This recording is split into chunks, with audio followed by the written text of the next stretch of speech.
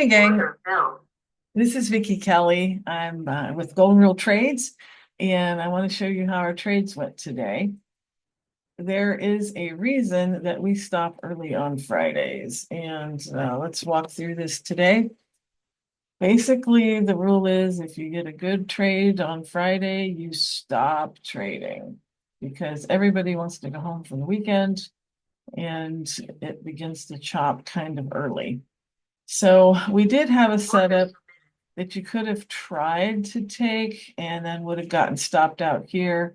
Um, just to give an indication of some of the things that you look for when pre-market has been choppy, it's usually better to wait for it to break out of this chop before you take a signal.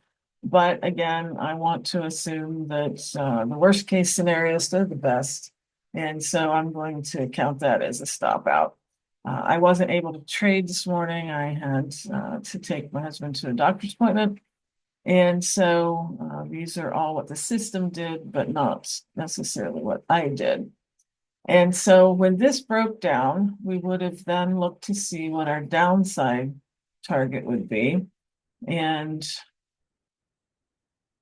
it would have triggered, let me get my pen so you can see, it would have triggered here because we would have had the flip of our parsar and the break of the 1, 2, 3 sell signal. And we would have been able to take that down to here. Now, there's a couple different places that you could have drawn this line. And again, since it was Friday, there's a good chance I could have drawn it there rather than here. Either one would have been valid, but we would have made about $1,000 per contract had we been able to capture this entire move here. Then this is why we stop once we've made one good trade on Fridays because we just got into chop. Now, let's walk through this just a little bit. And I just want you to think about this logically. If we've had a move down that is many points, just continuously going down, continuously moving, just doesn't even stop to hardly breathe. If you think about that, it's going to take a little bit of chewing up the price in order to reverse, or it's just going to chew up the price and continue on down. So this would be another indication that it was time to stop on Friday once we got our one good move. So let me show you. You could have drawn your lines here. You would have gotten stopped out. It usually makes 2 or 3 attempts when we've had a big move like this. Here's another move that bring that down to here. And this one, you would have entered here. Let me show you. Okay, so you would have entered here, and this would have stopped you out right through here because it was more than a 5-point move.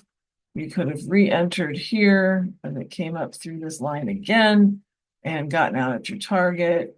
And this would have been a small loss by the time you got through all of these.